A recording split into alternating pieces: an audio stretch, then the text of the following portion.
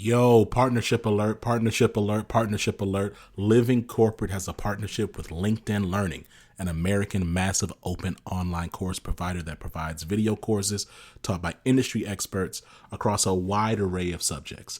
Now, the partnership is because Living Corporate has courses on LinkedIn Learning focused on diversity, equity, inclusion for leaders, career professionals, and anyone really looking to upskill themselves and be better allies. So make sure you check out our courses on LinkedIn Learning by clicking the link in the show notes. And let's just say you don't want to do that. When you go to LinkedIn Learning on LinkedIn, search Living Corporate. We'll be right there. All right. Peace.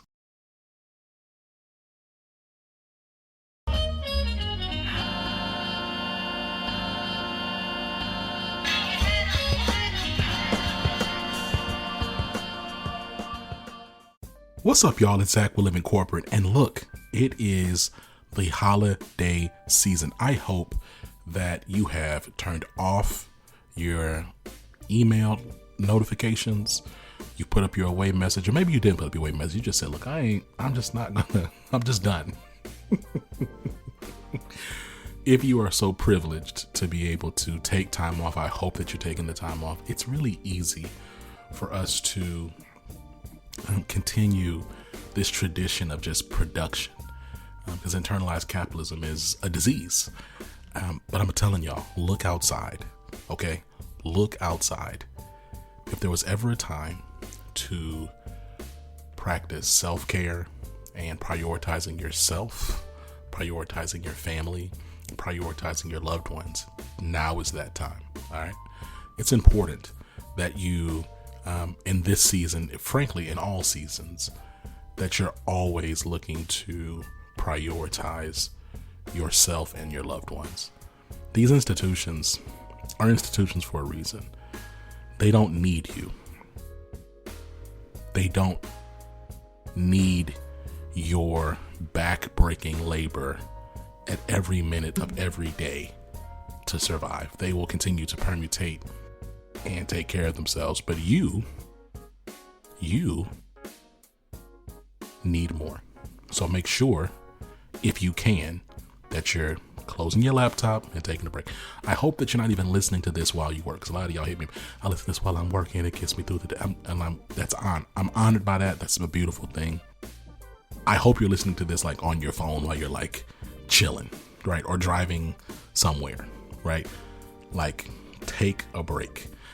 To that end, I told y'all we'd have some guests coming back that we've had on, earlier this year. I'm really thankful for the fact that we're able to have Mariah Driver, who's the head of diversity, equity, and inclusion at Webflow. Look, we had a really great conversation, very intentional, just like her review of Webflow and what they've learned and what she's learned as a DEI professional, where she sees the space going. And then, we also talked a little bit about commitments. And as we think about 2022, she flipped the script on me a little bit. So we had a really interesting conversation towards the end, which I really appreciated, her challenging me and encouraging me. So look, we're going to listen to this discussion. We're going to tap in to this discussion with Mariah, but not before we tap in with Tristan. So I'll see you in a minute.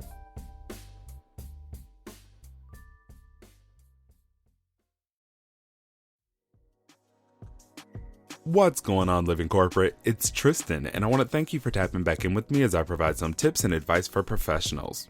Today, let's discuss why you're meeting more and what to do about it. While there have been reports that working from home has increased overall productivity, there needs to be a more nuanced analysis. According to the Harvard Business School, the average workday for someone who works from home has increased by 8.2% or 48.5 minutes. Remote work has increased the number of meetings on everyone's calendars, contributing to those longer workdays.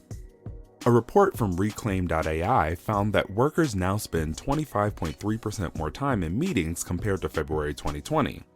Furthermore, the report also found that employees spend 308.8% more time in one-on-one meetings. Another interesting fact that came out of the report is that these meetings were rescheduled 42.4% of the time and canceled 29.6% of the time. While that seems like a simple task, it has a significant impact on productivity and employee happiness. So the question is, what can we do? The first thing you can do is to try and reduce the number of one-on-one meetings that you put on your and your coworkers' calendars. Utilize messaging and collaboration tools like Slack to conduct follow-ups and provide updates. Incorporate project management tools like Trello, ClickUp, or Monday.com to track project status and hold yourself and your coworkers accountable. Another thing you can do is to ensure your meeting does not run over. I suggest setting a timer for 5 minutes less than the length of your meeting to provide you and whomever you're meeting with time to wrap up and ensure everyone has their takeaways. When the first timer goes off, remember to set another timer for 5 minutes to ensure you always end the meeting on time. Something else that I found helpful in cutting back on meetings or the length of meetings is reverting back to phone calls or conference calls for meetings that don't require the attendees or me to share our screens. The meetings tend to be shorter and participants tend to be more engaged. Lastly, if you must meet on Zoom, try to turn off your webcam if you're able to and your workplace allows. A 4-week study done by the University of Arizona Eller College of Management found that people were more likely to focus on the content of meetings when the webcam was turned off. They found that when the cameras were on, attendees were more likely to concentrate on their own faces and expressions rather than the content of the meeting. Try to do your part to decrease the number of meetings on everyone's calendars. Before scheduling a meeting, ask yourself, is this meeting necessary? What am I trying to accomplish? And are there alternative ways for me to convey or seek out this information? This tip was brought to you by Tristan of Layfield Resume Consulting. Check us out on Instagram, Twitter, and Facebook at Layfield Resume, or connect with me, Tristan Layfield, on LinkedIn.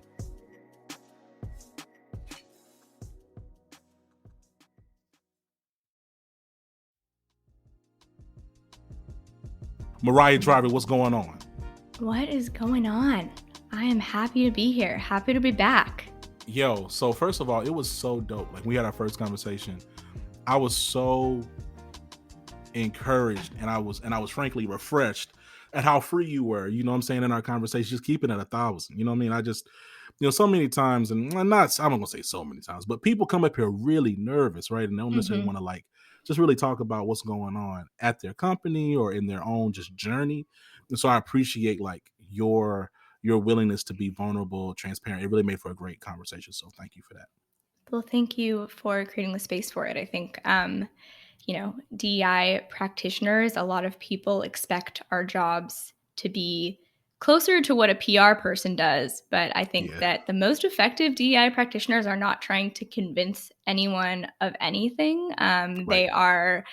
We owe it to the people who work for us and the people who are, potentially wanting to come work for the companies we work for, and our leaders to be honest about what's happening and be transparent about what we're doing about what's happening, and making sure we're listening to the right people and paying attention to the right things. But I think conversations like these and the space that you've created for those conversations is so appreciated, and I think is something that the world needs more of. So thank you for creating that space.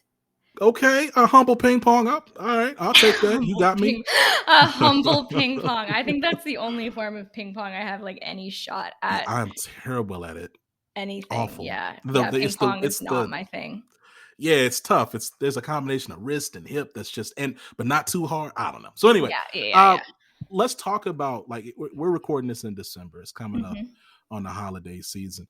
Let's talk about Webflow and like its journey this year from a DEI perspective. Like, what are some of the bigger takeaways you have, and what things are, would you say that you find that you take the most pride in? Whew, big questions. Okay, so I will start with the biggest takeaways. The first takeaway is probably not going to be a surprise to many folks, but I think that it's a lesson that we have to learn and relearn and learn and relearn. And that is that building and designing diverse, inclusive, and equitable organizations is a marathon, not a sprint. And I think that there also is a seasonality to DEI work, which is that there are times when you push, and there are times when you have to coast and rest and, recuperate. And so I think that one of the takeaways after the past year is that if there is not a ton of urgency, if there is not a ton of work to be done right away and there are not a ton of fires to put out, that isn't an indication of the fact that things have gone wrong. That typically is just an indication that you have gotten things to a place where the systems are changing and adapting, and they've adapted and they've changed, and getting them to kind of, get used to that new norm and giving people space to kind of adjust to that. I think it's actually evidence of things going well. I think on the contrary, I will also say when there are really difficult conversations happening, when there are fires, when there are, when there is controversy, when we are getting really intense and challenging feedback or having a intense and heated dialogue about identity or belonging at work, that leaders are like, oh god, this is something we have to deal with, this is a problem. And I think it's actually a really good sign that we have created a space where people A, feel safe enough to speak up, and B, feel confident enough that they will be heard and that things will change. They're willing to go through the motions of starting that conversation. So I will say, I think that's both of those things are good news. So I think that that's the first thing I've when I look back on the year that I've noticed, is just that, there's times when you got to push the agenda, you got to push people out of their comfort zones. There's other times where like things are happening across the business where we're hiring many executive positions right now. And so it's not the time for me to get our executives in a room and force them to do some deep constructive thought on critical race theory and how they can apply that theory to their role as leaders, because they are stressed and that's not the time to teach people and get them in that vulnerable space. So also just recognizing that you have to read the room sometimes with this work, and that is a tough pill to swallow for people who come from the social justice world, who want to, they're pushing. That's part of what needs to happen. But I do think in the workplace, in order for this to be effective long term, it is a matter of recognizing what energy, time, and resources we have available, and basing the work off of that, and trusting there will be a time when you can push. But there's also a lot of value in pulling back when it's not time to push. So I think that's the first thing I recognize. And I think the second thing is that it's this next generation is going to make sure that DEI does not fall off the table as a consideration. And it is so refreshing to have people come into organizations who've just graduated, and I mean, the expectations that they have for like how things work, what our leaders are saying, what people are doing. I mean, I feel like the urgency, people are like, oh, DEI is going to be a buzzword and then it falls off. It's not. I mean, this generation's coming in and DEI is here to stay, and it's going to be also the deciding factor for a lot of those folks as to where they go work. So I actually think the business case for prioritizing DEI is going to be made a lot stronger and more easily, because talent cares so much about it, and they are willing to join a company for it, and they're willing to leave a company for it. So I think that that is actually something I'm optimistic about, is that it's no longer DEI leaders who are going to have to keep pushing the importance of this work. I think it's actually going to be the workforce themselves who are saying more and more and more that this is something they care about and that they expect from the places they work, and they will leave if they're not getting it. So that's another thing. What am I excited about? Okay, so that's one of those things that I'm excited about is the generation coming full force. They're also all on Twitter, got massive following. So that's been helpful for building their case. But I think what I'm looking forward to, I am looking forward to this holiday break to Yes. rest and Yes. genuinely try to reset a bit. I felt like this past year and these past 2 years, honestly, it's just, we've been in such a reactive place, and we've been just responding and reacting and responding and reacting. And I really do feel like the new year gives you a point at which to kind of start to think ahead and forward. And, rather than kind of just responding and reacting, is like you get to sit there and think about, okay, let's not base what we're doing off of what's happening around us. Let's base it off of like what we believe is the most important thing to focus on right now, both personally and professionally. So I am excited for rest. I'm tired. Everyone is tired. I think like, if someone is not anxious or tired, I'm worried about them. Like, have you been, I don't know, like, are Processing, are you right, the paying world. attention? Have you Right. been, like, I don't know what kind of news you're watching or like what your Twitter feed looks like, but like the fact, like, if someone has gone through this year and is not tired and is not anxious, like, they're either a billionaire who's just like living on an island, or they're oblivious to what's happening. So I think like everyone else, I'm just looking forward to spending some real time with family, also spending some real time alone away from family, and Sure. yeah, just getting everyone on my team to the place where they feel a little bit more themselves, and have a little bit more energy for the work. Yeah, you mentioned. I can go back to something you said about like this next generation, right? Like, because my next question is more around like what you see like the future of this space, Mm-hmm. like as an industry. Mm. And I think about, we just had Audrey Blanche on from My Culture and girl, I yeah, literally just had a call with her, just a friend call.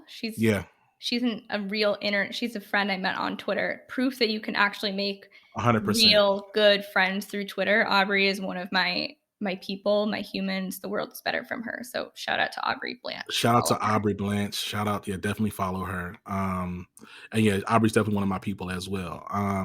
And yes, agreed in terms of like being able to build an authentic connection through social media. So that being said, we were talking about the future, and I was Mhm. thinking about like the implications of the political landscape this next decade, and what that may mean for the space.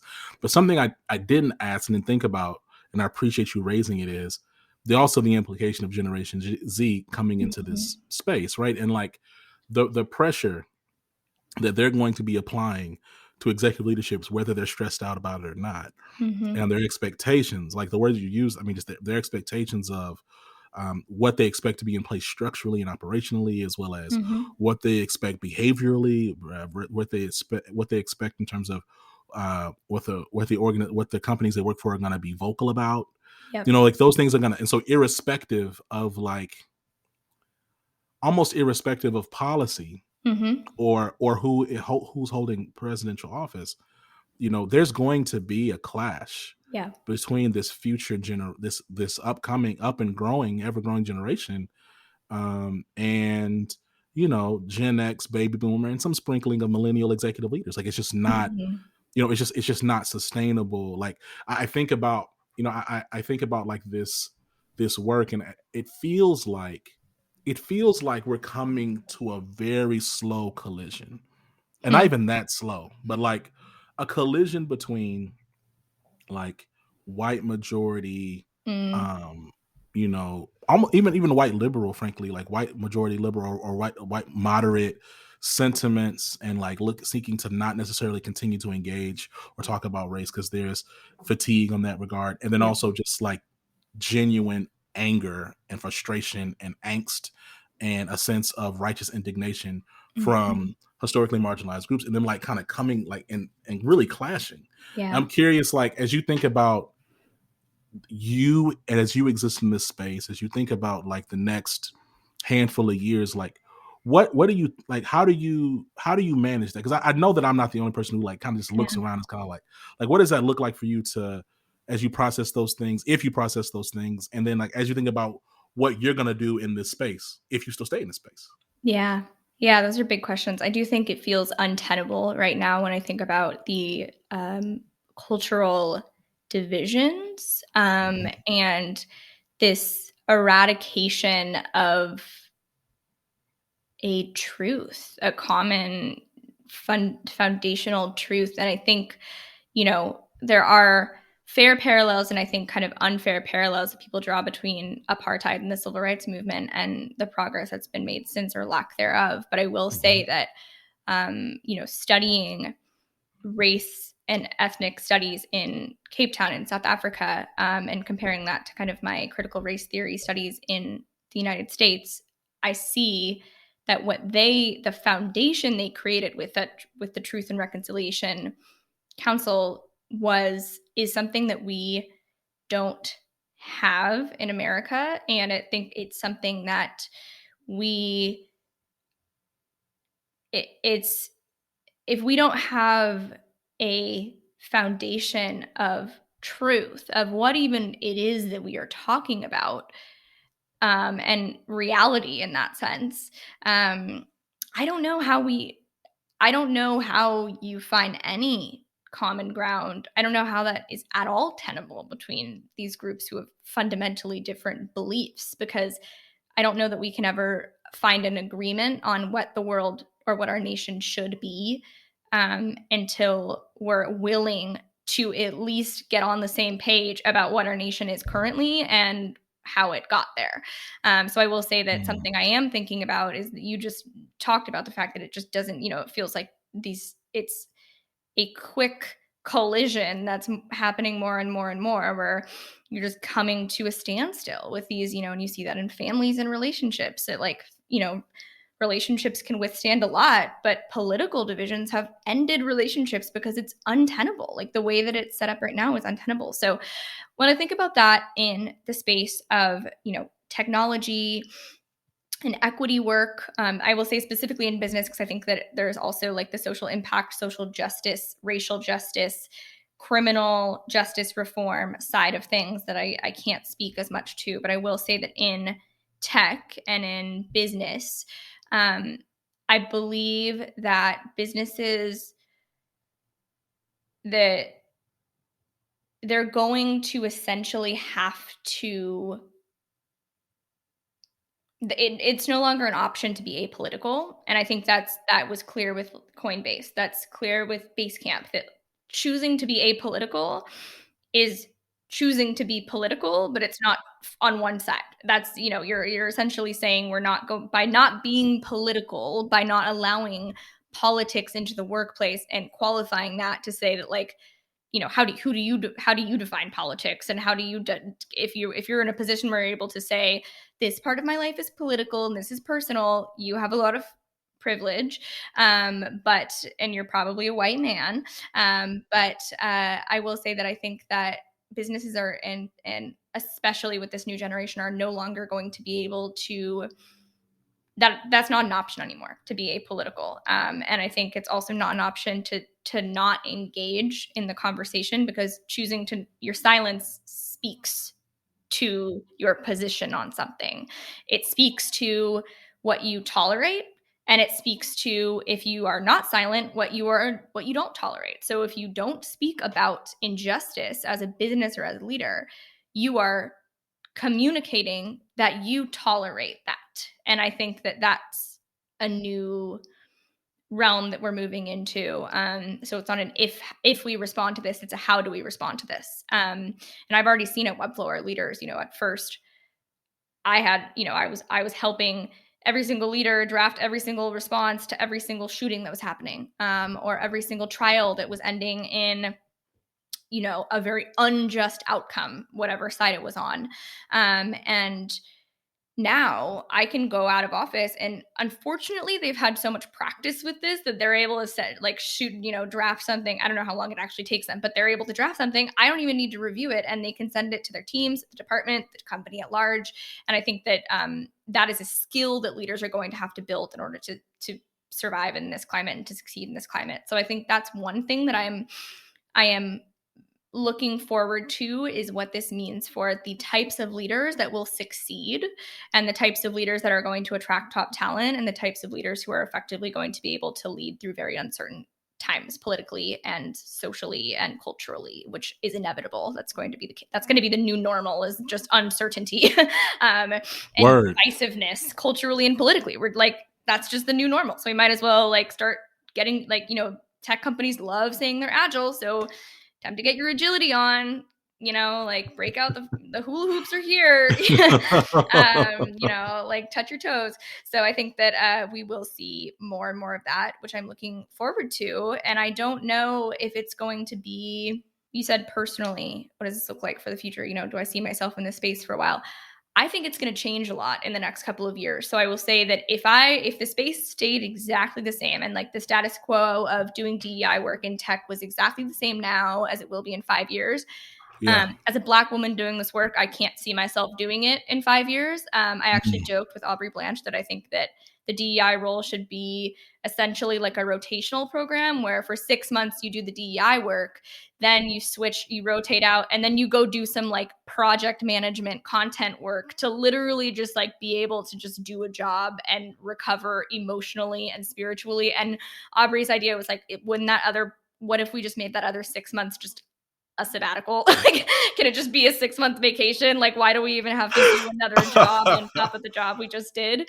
That's Um, real. Yeah. yeah. So I think I don't, there are times where I literally am like, I don't know if I can do this job for another week. And it's not because of the work I'm doing, the company I'm working at. It's just because The nature of the work. the nature of the work, it's traumatic. I mean, it's Yeah. traumatic because your job is to surface all of the things that you have tried to as a person of color, as a woman of color, as a queer person, as a disabled person, that you have tried to convince yourself are not there, because it's not tenable to work in an environment where you believe is built against your own success and Right. against your own Acknowledging that is like even acknowledging that is like yeah, traumatic. yeah. People always talk about, they're like, why do Black people always bring up race? It's like, trust me, we do not want to. Like, it is not, we don't like talking about it. Right. I don't like talking about it. And so the fact that, like, when it's my job to surface, like, how is race impacting X? How is this disability how is disability impacting X or causing a barrier to X? That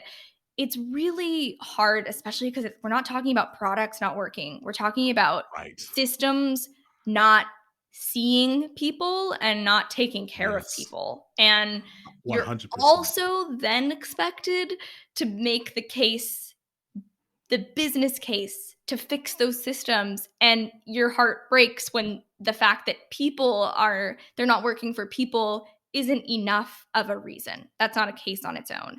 And so doing that week after week after month, like, it's hard and it's exhausting. And I think that the only way that it's tenable is if you take that side of the conversation out, which is the, like, if this is important enough, if it just becomes a, like, given, like, how do we address this? You surface the problem, propose a solution, we'll negotiate when and how that happens. But I think that the if it happens conversation is what makes it difficult to stay in the space, because you're talking about people and trauma. So No, I mean I'm right there with you, right? I think about like like I know like the sabbatical on thing was a joke, but I mean I think it's real. I think also it's like, what does it look like to take the role and take it and maybe add some other dimensionality to it, so you're not always thinking about, like, you're not yeah. always engaging that. Maybe it's you connecting back, like maybe it's like some type of hybrid product thing, or there's Yeah. some brand or market, like there's other ways to kind of like deconcentrating the Mhm. it feels it just Like sometimes it diluting feels it a little bit dilute too. dilute Yep. it a little bit, for the sake of like sustainability over Yeah, time, totally. because like, Yeah. I talked I can really only think of one person who has been like in their DEI position or leadership Mhm. position for like a significant amount of time, and that's Danny over at Dropbox. Mhm. Mhm. Danny Guillory, like most folks that I talk to in these roles, they've been there like a year, maybe Mhm. two, and they're typically about to transition to do something else, right? Yeah. Or Yeah. go DEI somewhere else, whatever the case is. So, this has been dope. Look, like, I always appreciate having you as a guest. Like, you have super dope, like, just insights, thoughts. I'm excited about the work that Webflow is doing. Like, any shout outs, anything at all, as you think about this past year and next year, you want to get off, and make sure we give you space for that. All right. Yeah. And then I have a question for you I want All to right, let's ask go. before we end, but I will do Ask the me. shout outs first. Okay. Shout out to my mom published a book on imposter syndrome and overcoming imposter Yes. syndrome. And we Yes. actually just had a conversation on her podcast, the Composure podcast, about Link in the show um, notes. yeah, link in the show notes, about my relationship with her. She's white. I'm biracial. My father's Black, and I identify as Black because that's how the world sees me and treats me. And my mom and I we've had a really interesting journey as she's been writing this book concurrently with, like, her own racial reckoning and us finding the language to see each other and love each other and empathize with each other and, break each other with some of the truths of our existence, and kind of come through that in a way that creates a lot more understanding. And I think that it's an example of why, there is no perfect way. I'm a DEI leader, and me and my white mother still have really hard conversations about race. So that's just evidence that like there is no easy conversation about race. If it feels hard, that doesn't mean it's gone wrong. That actually probably means that you're talking about what needs to be talked about. So shout out to Composure Podcast, the book Composure, The Art of Executive Presence. If you're struggling with imposter syndrome, who isn't struggling with imposter syndrome? Right. The book is great on that. It has a whole workbook. And then I will also just give a shout out to our team at Webflow. We're hiring a lot. And I will say that I have been with Webflow for almost 4 years now, which I think is a really solid stamp of approval for the fact that, I have a very low tolerance for organizations who kind of talk the talk but don't walk the walk. And I will say that I am very, very confident both in the fact that Webflow will make mistakes. We do make mistakes. We mess up. We don't always get it right. However, we put the time, money, and resources and energy into getting it right. And I don't see that changing anytime soon. So if you are someone who is looking for an organization that is really mission-oriented and people-focused, webflow.com/jobs. We would love to talk to you. You can also hit me up on Twitter, Mariah Driver. Can I ask you a question? Give it to me. All right. What is a source of joy? What is something that is energy giving for you or joyful that you are going to do more of in 2022? I'm holding you publicly accountable for this, by the way. And then what is something that is energy taking or traumatic or burdensome that you are going to let go of and do less of in 2022? I love it. Energy giving and joyful to me is my family, my wife, Candace, and my daughter, Emery. And so what I'm going to be doing more of next year is, and I've been doing more of, and I will continue to do more of, is just spending time with them. Right. Yeah. So investing my energy, my time, my talent, my treasure, everything, investing more fully giving of myself to them, and really just blocking off my time and like dedicating time to them. What's energy draining, for me and traumatic for me is, seeking the approval of folks who may or may not really care about me.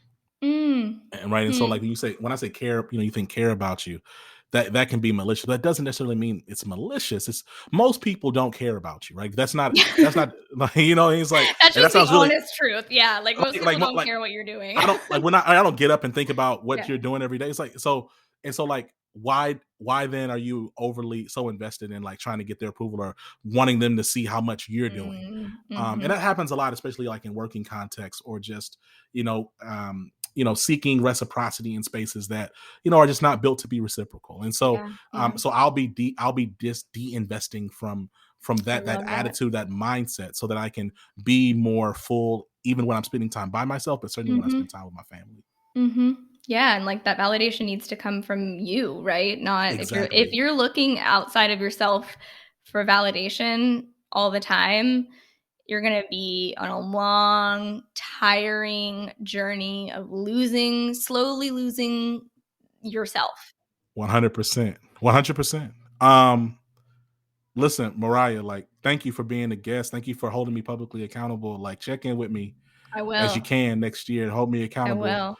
And we'll talk to you soon, okay? Thank you for having me. And I look forward to seeing 2022 Zach with more Candace and Emery time, divesting in the people who don't care about you. And, that's not a rude thing. Again, it's like most. It's not a rude thing. It's just this was reality. The TLDR of this conversation is that most people don't care about you. So, and that's like a very good, like if you're looking for an easy way to just like summary of this, cut the anxiety, is like no one really cares. So no one cares. No one cares. Everyone's too tired, and everyone's too tired, should be spending time insecure, with their families. Exhausted. Right. Exactly.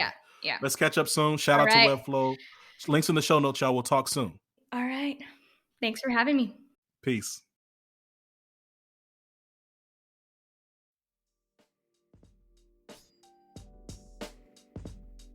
And we're back. Yo, thank you so much to Mariah Driver. Thank you to Webflow for having this conversation. I'm really thankful, especially as we look at the end of the year. Listen, I said something at the end of the conversation in that discussion with Mariah that I really want to just double down on.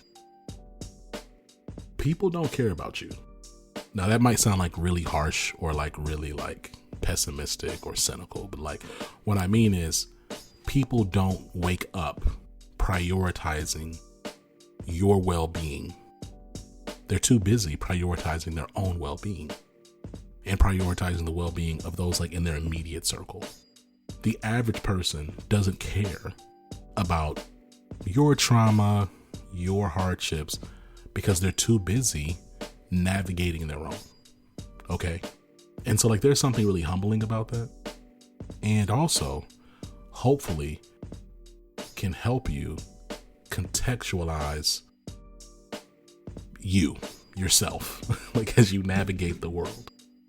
For me, I'll say, I struggle with like narcissism and just ego, right? Like a lot of folks do. I don't think it's like super rare. I think it's a fairly common thing. But the point is, it's easy for me to personalize things or think that someone did something specifically to harm me, when in reality, they were just not thinking about me. It was thoughtless. It was thoughtless as it pertains to my well-being, right? And so what do you do with that? What do you do with the reality that most people don't care about you? They're not prioritizing you in their day. What do you do with that reality? And what I think you do with that reality is you decenter yourself from everyone else's narrative and you prioritize the things that are important to you.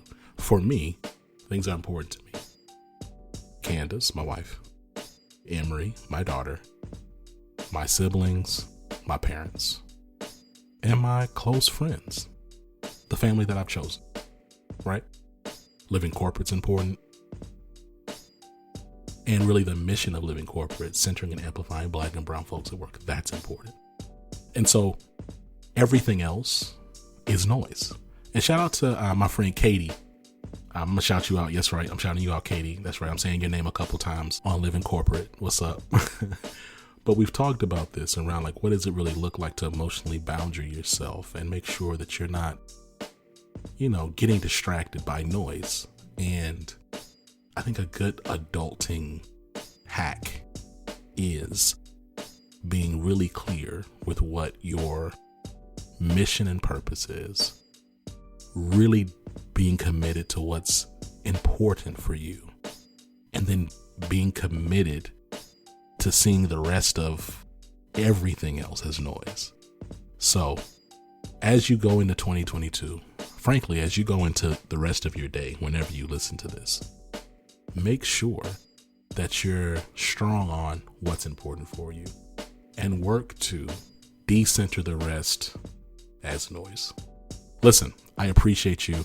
I don't know if I promote this enough, but it's cold outside, right? And it's hoodie season. It'll be hoodie season for a couple months, really, frankly, depending on where you live.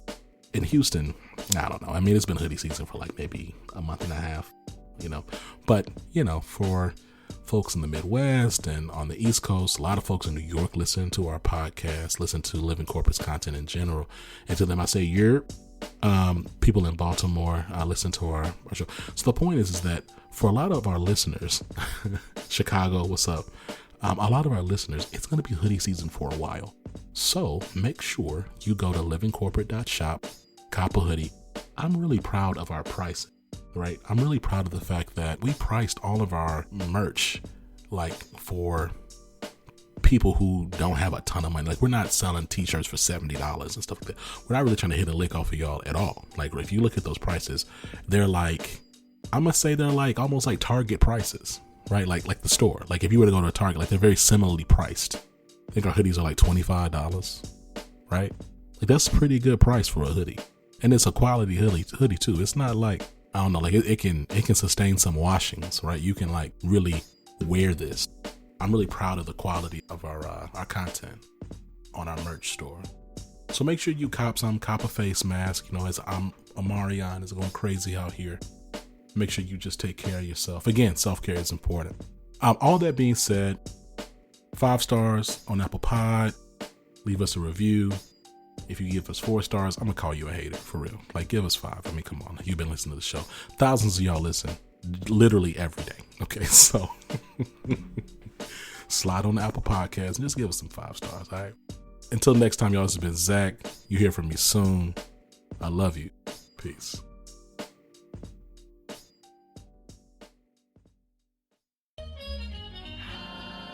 Living Corporate is a podcast by Living Corporate LLC.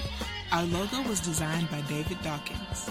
Our theme music was produced by Ken Brown. Additional music production by Antoine Franklin for Musical Elevation. Post-production is handled by Jeremy Jackson. Got a topic suggestion? Email us at livingcorporatepodcast@gmail.com. You can find us online on Twitter, Facebook, Instagram, and living-corporate.com. Thanks for listening. Stay tuned.